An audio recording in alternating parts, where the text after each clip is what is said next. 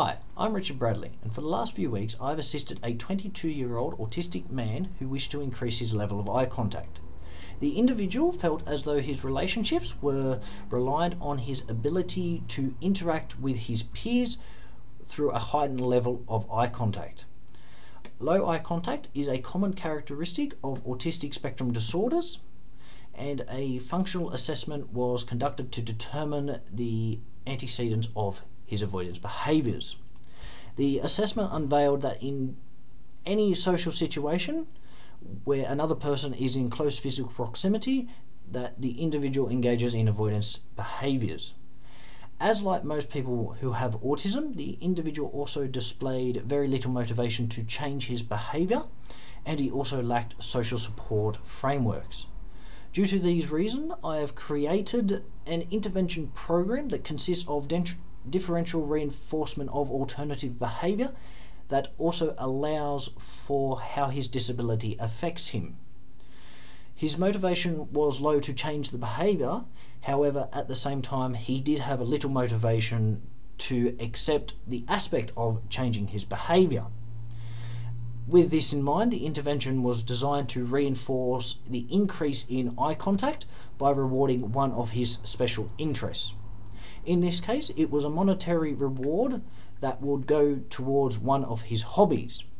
Because of the unavailability of social support, the intervention was conducted through self-management and an 8-stage treatment plan that concluded each stage upon agreed goals and difficulties.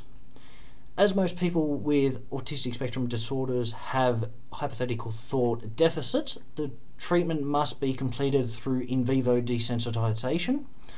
That is, there cannot be any imagination and they must have real-life applications. The initial reason for increasing eye contact is to help maintain and initiate healthier relationships with peers.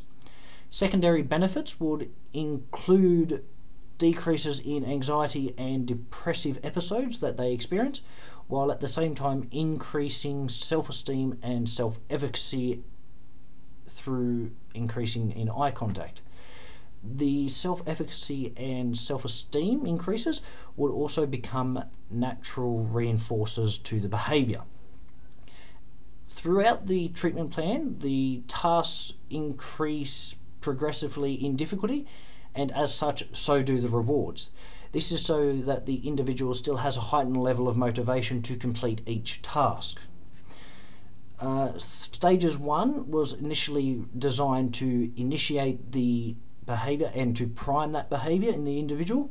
Stages 2 to 4 were designed to measure and reward instances of contact of eyes, and in the later stages it was more so about the duration of eye contact, and as such there were higher rewards for this.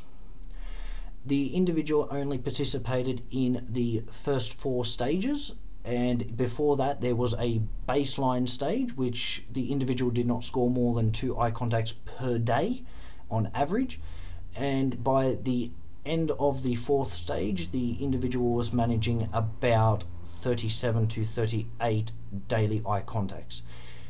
It would be easy to deduce that if the individual would to stay the course on this intervention, and with the reinforcement of the money and of the self-esteem increase and self-efficacy increase, then this person will more than likely have a more fulfilled life.